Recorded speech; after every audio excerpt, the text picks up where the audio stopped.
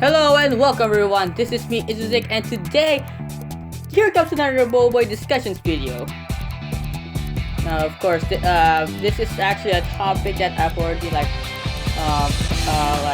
shared with other people on, various people on Facebook and Google Plus, and then since 2015, and it just keeps resurfacing each time because I end up taking time to rethink about it and then add more details to it. There's a lot of things going on, and for the newcomers who entered the series via BoBoiBoy Galaxy, there's gonna be a bunch of spoilers. No, actually the whole point, the video itself is pretty much a spoiler to the previous entry. So you might not get to watch this video for a while until you actually know what happens in all the previous entries. Save for BoBoiBoy the movie though, you don't have to worry about that one. But that's a different case altogether. The point is that I have this thought that I have in mind has been going on for a pretty long time. Because it's been a long time. Since the trailers for BoBoiBoy the movie showed up, I had this thought in mind. I have already talked about it. It's so much that even in BoBoiBoy Galaxy in the BoBoiBoy Galaxy comic book, there's someone actually kind of hinted at the truth of this topic that I'm going to talk about. And if you're actually hearing some random noise outside, there's some construction going on. I don't have many places to record things with, okay? Anyways, what am I going to talk about here? Well, at one point, back in 2015, there were some things I was thinking about, why does the five Power Watchers end up looking kind of like their owners, and then after watching a few videos online, where they talk about things, retrospective reviews of different shows and whatnot, I decided to think about similar things with BoBoiBoy, and here is what I found out. Or at least here's what I feel like I think connect. The five kids, BoBoiBoy, Fang, Yaya, Ying, and Gopal, their powers, they actually kind of, in a way, represent their own character trait or personality. Yeah, that is what I like. That is actually something that I see with these characters. Because when you like a show so much, you might overthink things, or you actually kind of did a bunch of analyzation, whatever. That's what I do here. I just think a lot. Brain power. Yeah, that's another thing I like about the show. It makes me think. Anyways, back to the point. What do I mean by character traits or personality? Well, here's how we look at things, okay? BoBoiBoy's Fang's powers are shadow powers, Yaya's gravity manipulation, Ying is time manipulation, time manipulation, or at least by how BoBoiBoy Galaxy says it's speed manipulation, but that's a different story for another day, another video. Gopal's molecular manipulation, BoBoiBoy's elemental manipulation powers. Let's go into detail with each of these powers, shall we? Let's start with Fang. Why? Well, yeah. Anyways, for Fang, it's his powers is like shadow powers, and when you look at the kind of character development he actually goes through the series, you actually notice how much the whole thing about shadows really fits him. Why? Because, well, about BoBoiBoy Season 2 and 3, while BoBoiBoy is the hero of the story, he isn't technically the main character of the story. Yeah, what a shocker! He isn't the main character of the story, but he's just the hero of the story. He's the one who defeats the villains and solves the problems. But the focus isn't entirely on him, at least in Season 2 and 3. But in Season 3, well, in Season 3, Season 3, the only time he's really the main character again is like, you know, when he actually shares the spotlight when he actually shares the kind of main character spotlight about Dudu, and then by the time he gets BoBoiBoy Fire and Water, then he really is the main character once again. But then after that, kind of just shifts back. Yeah. But overall, he's still the hero of the story. It's just that majority of Season 2 and 3, it's not really about him. It's really about the other people. In this case, Season 2 and 3 focuses on Adudu and Fang. So for the purposes of this video, we're gonna be talking about Fang. Fang's character development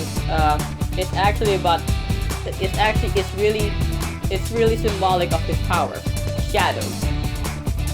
Yeah, there are two kinds of shadows that Fang actually hides in symbolically, of course. The first one is like a more external one, where he is overshadowed by BoBoiBoy's very own personality. And you know, throughout his time in Season 2, that's really what he's trying to do. He's trying to get out of the shadows of BoBoiBoy's popularity, and wants to be, you know, his own thing. He really wants to be more popular than BoBoiBoy. He himself wants to overshadow BoBoiBoy. But you know, throughout the time, he is overshadowed by BoBoiBoy. By the time we finally deal with JoJo and all, Fang is, you know, Fang is mostly on equal. It's pretty much on equal footing with BoBoiBoy, and he's not really into the whole popularity thing anymore. He pretty much got over it once they finally dealt with threats together. His storyline, in a way, his storyline is technically resolved by the end of Season 2, where he's the one who finally defeats the robot that BoBoiBoy himself could not defeat. And he says, and then his last line for the episode is that I'm finally better than BoBoiBoy. Yeah, that is really nice. That's really nice to see. And of course, and even when BoBoiBoy has to deal with BoBoiBot, and all the other kids are forgotten by the public because Fang doesn't really, you know, react like about the popularity thing or whatever. He actually really focuses more onto the issue that Adudu is evil again, and you know, they have to stop him. Fang doesn't really go about the whole personality thing anymore. That is nice to think about. The other shadow, a more deeper shadow that he hides throughout the entirety of Season 2 and 3, is that you know, the secrets that Fang hides from his friends. He's an alien from outer space. He has to you know, investigate stuff happening on the island, take their power watches, and then leave with his brother, Captain Kaizo. In episode 23 and episode 24 and all that, just throughout the Captain Kaido story arc, he pretty much just hesitates, like, or whether he really wants to do this or not.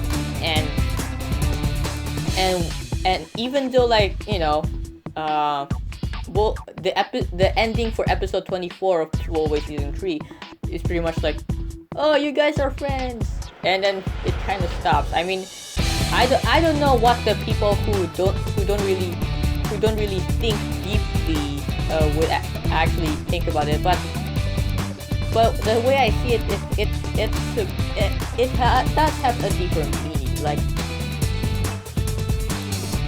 you know, because simply due to the fact that he has been left on the planet all alone, and he has gone through a lot of trouble, and they're the only ones that he can really count on, simply because they too, you know, have been fighting for their lives and all that, and then they all help protect other people together, all different sorts of things. And then by the end of season 3, Fang finally stepped out of you know, all of his shadows and into the light where his friends are waiting. In this case, you know, his friends are basically the light that he's hiding away from. He partially steps out of the shadow once in a while, but he doesn't completely get out of the shadows. But in the end, symbolically, he finally stepped out of that shadow and into the light, and just be on his way with his friends. That is Fang's journey from season 2 and season 3. And that's moving on to Gopal, because Gopal doesn't really have this kind of epic story going on for him. Yeah, because he's pretty much made to be a comic relief character, and you know, we don't have really much going on for him. His character development pretty much goes through only the first season. Second, third season, he doesn't really have like character development or anything. What is Gopal's case with his powers? Well, if we actually take a look at his character, he's very materialistic. He likes food, and then you know, he takes advantage, tries to get money. He's very materialistic, and all that, and then he just wants stuff for free. He doesn't want to give away any of his money or whatever. And thus, like, and not to mention, like, when he's scared, he just pretty much has a very good imagination towards food and all, and thus, the power of molecular manipulation is given to him. Ying's case, well, here's the thing, like, the one thing that we know about Ying before she got her powers is that she's very shy, and then she needs to take time to actually even approach people the first time, regardless of what. Like, she had to get a phone call and then talk, and then have to talk, and then while talking, she gets closer and closer and closer. That's what she does in the first episode. And even though we only get to see that in episode 1, it you know, Gopal pretty much says that she does this all the time. Meaning, before this, she's already very shy. And then by the time she gets her powers, like, of time manipulation, I can't, like, she doesn't really show any of her shyness or timidness by the time she gets her powers. So I can only imagine, like she actually kind of has to she subconsciously slows down time to, like, to actually, like, try to get over her shyness or scaredness or whatever, and then just, you know, brave up and do whatever she wants. Like, she has all the time she needs, but she doesn't realize that. Gopa and Ying, the character they are pretty short they have pretty short descriptions on how their own character traits relate to their powers, because they weren't much to really develop. Ying was pretty much Yaya's bestie and all that, and Gopa was pretty much this huge comic relief. Even though other characters does have their own comedy and all that, but Gopa is the one that they really focus their comedy on. Yaya, well, Yaya and BoBoiBoy, they are pretty hard to kind of get things figured out. So BoBoiBoy is a bit easier because he has a lot of development for his own character going on, so we can actually look at that and get over with it. But yeah, it's a bit hard. You're gonna have to really analyze hard to even get how it works, or not. It depends. But how does gravity relate to her character? Well, it actually works in two different ways. Remember how Gopal talked about her in-school personalities and her outside of school personalities. Yaya being the prefect in Pularintis Elementary School, whatever. Rintis Island Elementary School, whatever. And yes, that is the English name for it. There is a sign that says Rintis Island Elementary School. That is the thing. Anyways, speaking of, Yaya's personality is that she's I'm gonna talk about her in-school personality first. She's pretty much the law enforcer, and makes sure that people obey the rules, and even if people try to bend the rules, she'll find a way to get to them. She will find a way. Her outside of school personality is that her other personality is that, I mean, not her set personality or whatever. She doesn't have a split personality problem, but the ones that are not school exclusives, like she's very patient. She's a very patient girl, which contrasts Ying's current personality that she's kind of a bit short-tempered and a bit braggy. But that's besides the point. Yaya is also pretty much the peacekeeper of the group. She does. It's her own words that finally snapped BoBoiBoy and Fang out of their fight back in episode 24. Which is one thing I really appreciate, is that Yaya is the one who finally stops their fight. Yay! And then of course, the reason, and then she pretty much treats her friends all this she just pretty much be friendly with them. She doesn't really take sides of who do I care for better and all that. And then she's so patient to the point that she doesn't really it's rare. It's the only time she even gets angry is about her cookies, or when her friends get hurt and all that stuff. When her friends get hurt, or when people talk about cookies, that's the only time she ever gets angry.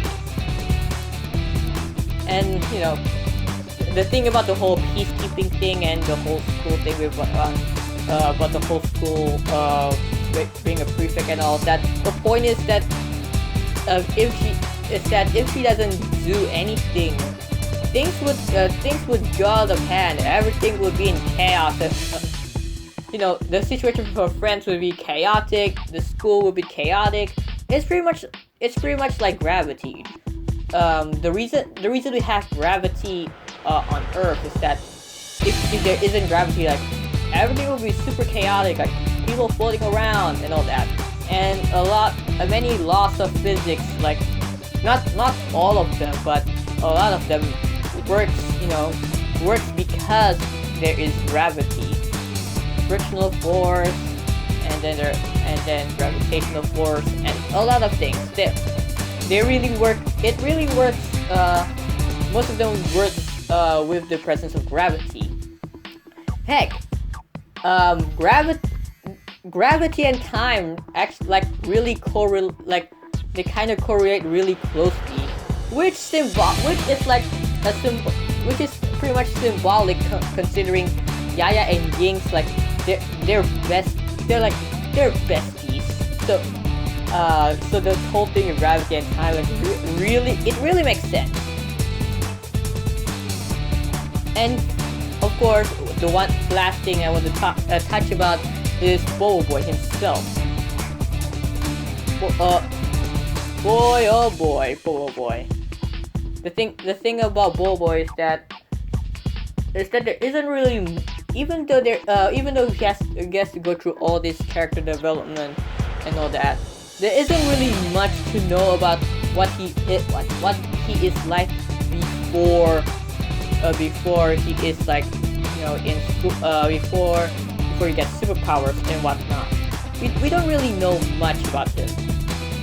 He doesn't as far as we know, he's just a normal boy. The only reason we even pay a lot of attention to him, even during the first episode, is that he's the main character. But when you put that perspective of the way and compare him to all of the other children in the team, he doesn't really have anything too special to stand out. Doesn't have some sort of outrageous. He doesn't have some sort of weird character trait that stands out. I mean, of course, there's that white hair, but that's only in physical appearance. It doesn't really define him. Not to mention, we don't even know about that white hair till BoBoiBoy the movie, or for the for the people who watch who use BoBoiBoy Galaxy as their starting point. BoBoiBoy Galaxy episode 2, but that's not really what I'm talking about. I'm not talking about his hair. The thing is that he doesn't really he's just a normal kid, likes football, just wants to have fun. That's all. Gopal is very materialistic. Yaya is just that nice. It's just that super nice girl, and then while at school she's the head prefect and all, and really it's not like Yaya's only been prefect since then. I mean Yaya and Ying are pretty much like rivals at school for they are rivals at school for quite a while, according to Fang and Gopal. Especially Gopal, because Gopal would have known them longer. But I'm not talking about Yaya and Ying as of this point in this video. I'm talking about BoBoiBoy. He doesn't really stand out. And then the fact that Fang is like he's hiding a lot of stuff. Even if we take the whole rivalry with BoBoiBoy out of the equation, he still has the whole thing about his issues that he's really hiding among other people and all that. Oh, one more thing I forgot to mention about Fang is that according to the comic magazines, the reason Fang wants to be the whole thing about Fang being popular is because that he just wants attention. I mean, which again another thing is the whole symbolism thing, the shadows. Like within the shadows, like it's dark. He doesn't really have, and in the darkness, you can get pretty lonely. So of course, he tries to stepping into the light, the whole popularity thing. And now we know how that panned out. anyways, with BoBoiBoy again, doesn't have much to stand out. And then when he gets his powers, the elemental manipulation, he has all these different forms that has like different personalities, and then their own character traits, and then their emotions and all that. And here's one thing I want to relate to BoBoiBoy's own character development at least throughout the first season. It's the fact that the hidden theme in BoBoiBoy is in fact responsibility. In season 1, it's pretty much essentially about BoBoiBoy's journey about finally being finally being a hero, being responsible for his own actions and such. Like the first few episodes, it's like him like trying to finally receiving the powers and the responsibility that comes with it. And then episodes 4, 5, and 6 are the results of him not about being a bit careless with the responsibility that he has. Episode 7 till 9 is essentially about him like ignoring responsibility, with the whole not helping Toaba out at the shop. Episode 10 is the only true filler of the whole show, so that doesn't count. And then the last few episodes are about him finally accepting the responsibility with the powers that came. And him accepting responsibility is symbolic behind him finally achieving the power of BoBoiBoy Quake. And if you look at his behavior ever since then, the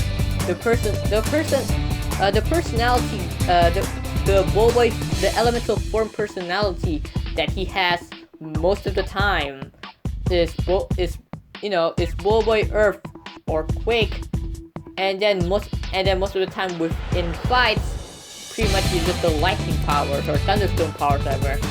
The Quake and the Earth and lightning elements are the two elements that he mostly uses, and BoBoiBoy Wind is he does use BoBoiBoy Wind or Cyclone, but he doesn't use it as much as Thunderstorm and Quake. And then remember the whole BoBoiBoy Fire and BoBoiBoy Water thing? That's another thing that it has the whole thing that actually connects to responsibility. BoBoiBoy Fire is the result of the whole responsibility thing, like the overbearing burden that comes with the responsibility. BoBoiBoy Fire is essentially symbolic of that, while BoBoiBoy Water is pretty much the result of abandoning the responsibility altogether, with being lazy and not really feeling up for it. Yeah, that is BoBoiBoy Water's character, which is why during the Captain Kaizo story arc of BoBoiBoy Season 3, with BoBoiBoy performing the triple split of Earth, Fire, and Water, it's again another symbolism with the whole responsibility thing.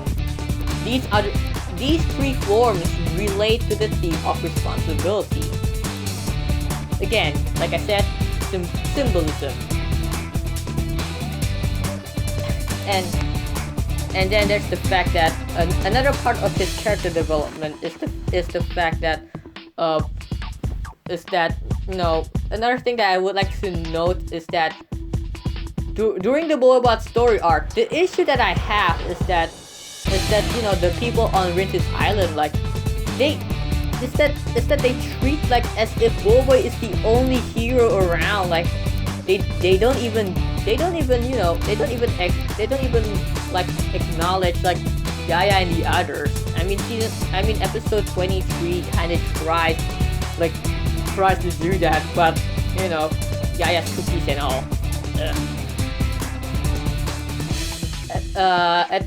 And then when you think about it, episode 16 of season 3, there's a bit of, you know, you think about friendship and all that. It has that symbolism of having friends to help carry your burdens, in which BoBoiBoy's friends are the ones that try to help BoBoiBoy fire relieve stress, and then even though they don't help out much during the BoBoiBoy fight, there is the fact that, you know, getting help is the only way that he is going to ever to truly accomplish things.